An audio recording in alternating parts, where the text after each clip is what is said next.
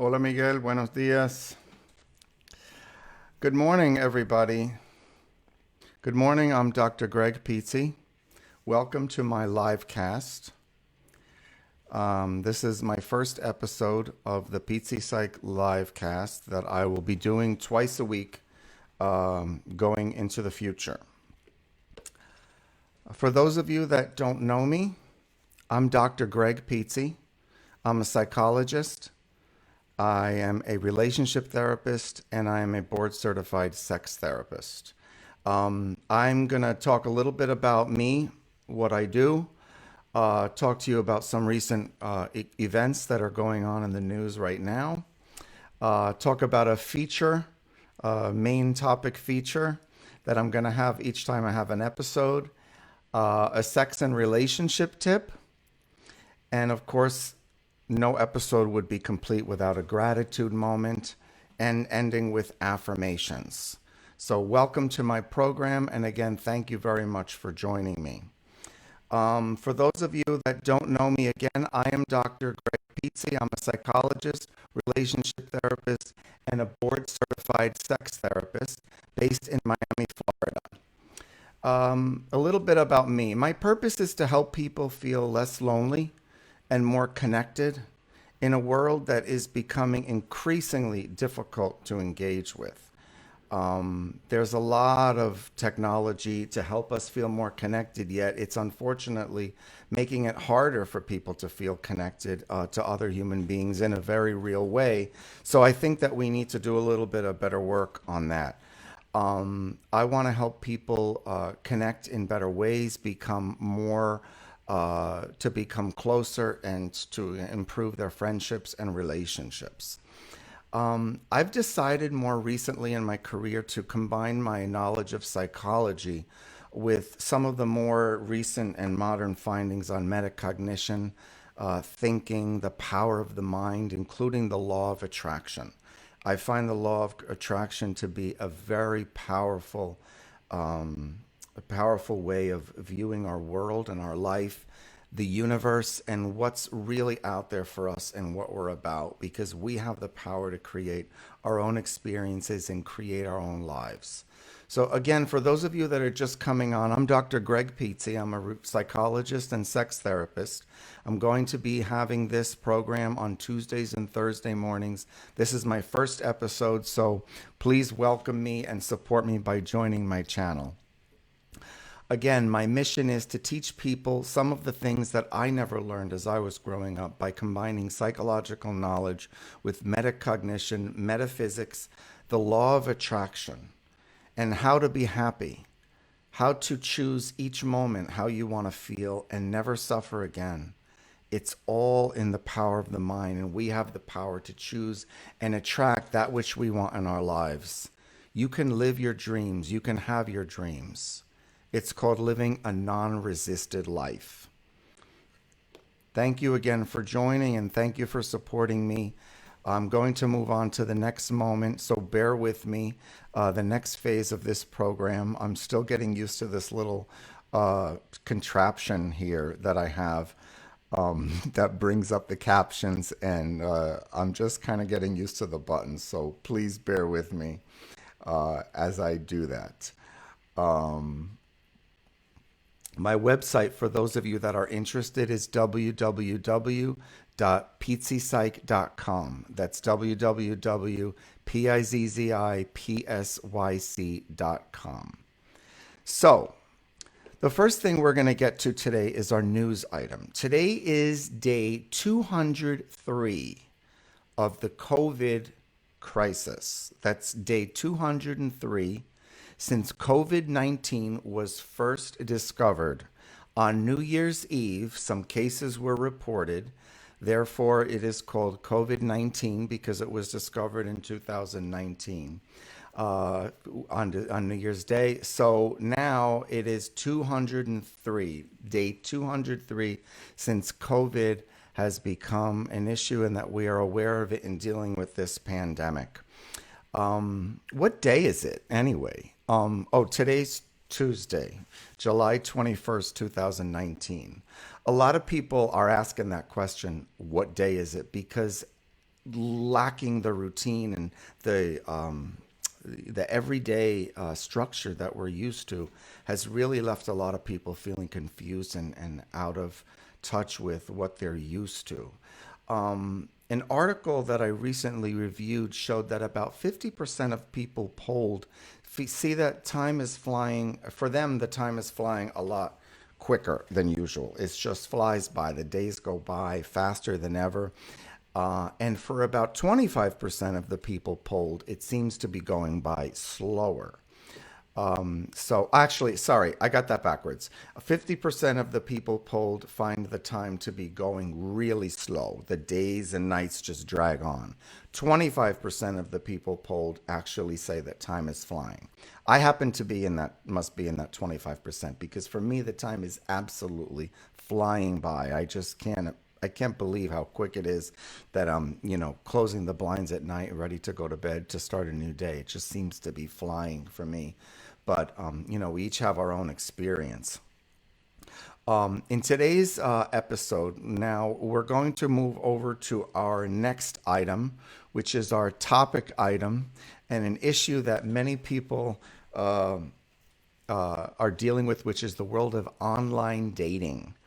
Online dating is something that a lot of us are dealing with in these modern times, and in the gay community, Grindr is something that we have a love-hate relationship with. Grindr is an online dating tool. It's a social media application. In the gay community, it's gotten to be a little bit. It's gotten some bad rap as being a sex hookup app. But in my experience, Grindr, as well as all dating apps, is what you make of it. Whatever energy you put into something is the equal energy that you're going to get out of it. If you go into something with a positive mindset, you're going to you're likely to connect to the people who are similar to you and also have a positive mindset about the experience. So I would like to debunk a few Grindr myths or misconceptions about Grindr and other online dating apps like Tinder, Plenty of Fish. They all kind of fall into the same category, but these misconceptions and false beliefs that we often place on things that are inanimate because it's not Grindr's fault. It's not Tinder's fault what happens to us. It's our own fault what happens to us. So we can create our own experience with our mindset. Grindr myth number one that I am going to debunk right now is you can't find love on Grindr. You can't find love on Grindr or on online apps. My answer to that is that love is something that you give. It's not something that you get. So if you're online because you're looking to find love, guess what? You're not going to find it. Because love is something that we give. And the more love we give, the more love we feel, the more we are going to fall into frequency and into the channel of other people who are feeling the same way. Love is a feeling, for those of you who are not aware. Love is an emotion, it's a feeling, it's an experience. It's not something you're going to get by going online and paying a membership fee and just expecting it to happen. Love is something we give. And the more we give, the more likely we are to get in response to our giving. So change your attitude a little bit and try to focus on who can I be loving toward? How can I show my loving nature, which we all have, whether it's online or offline? Grindr myth number two. Face it, we're all here for one thing. Okay, so if you're here for one thing, then why are you expecting to get anything else? You're here for what you're here for, just like you're on this channel for what you're on here for. You're on this channel because you want to get something out of it. I hope that you get it, but you're going to get it not because I'm going to give it to you. You're going to get it because that's the frequency that you're putting yourself onto. If we're all here for only one thing, then why are so many people looking for love? I think that if you are only looking for one thing, then that's the one thing that you're going to get. Another myth. There are no quality men on Grindr or on Tinder. There are no quality people on Tinder or on Plenty of Fish. There's no quality women on Plenty of Fish. What are you? What am I? If I'm on the app, how am I going to judge everybody else that's on there if I know that I'm a good person? I know who I am. And I know that I have a lot to offer. So if I go into it with the mindset that there's no quality people, then guess what? I'm not going to meet any quality people.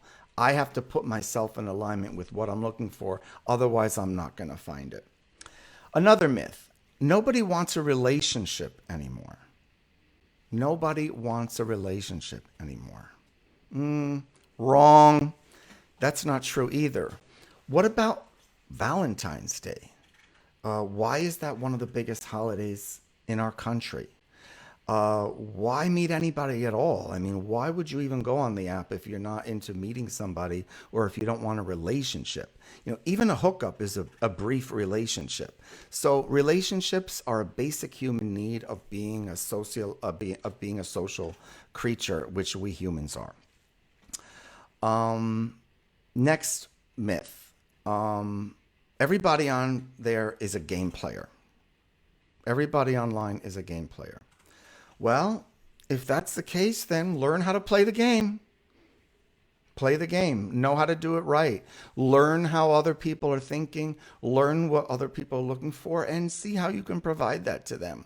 Or make it clear what you're looking for and set your own game rules. Of course it's a game. Life is a game.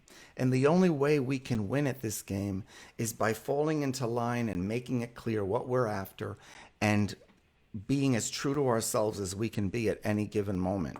That's the way we are successful, by creating the experiences that we want. Another myth. Gay guys only want somebody with a perfect body.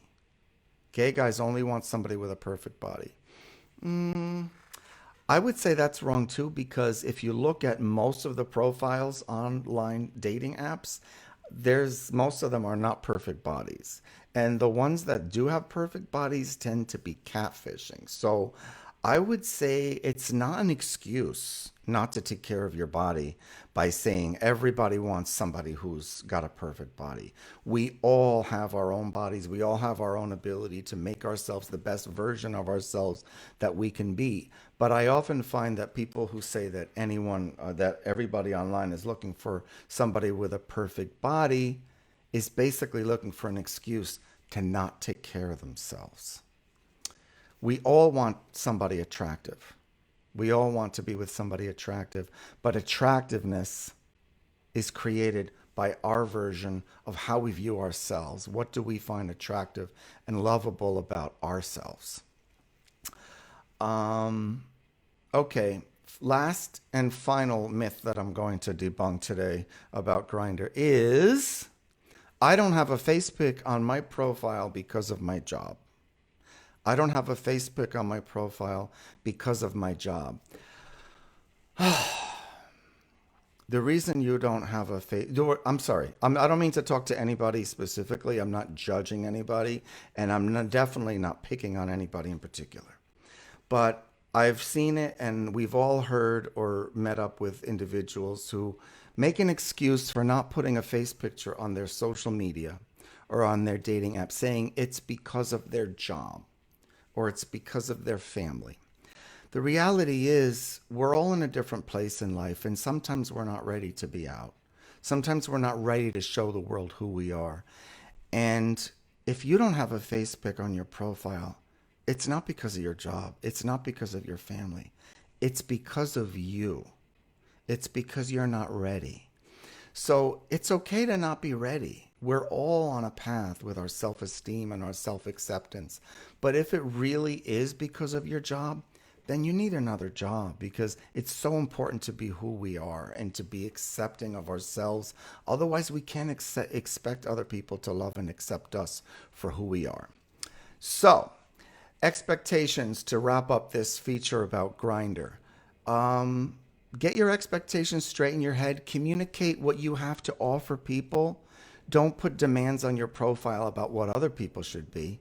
Talk about what you are, makes you different, what makes you interesting, and what makes you an interesting person for them to get to know. And last but not least, give love. Give love everywhere you can, and that includes online on Grindr. Give a compliment to somebody if you see them have a really nice picture or somebody says something that's really cool. Thank them for that sentiment. Support each other. Tell people what you like about them, not only if it's sexual, but if it just gives you a good vibe.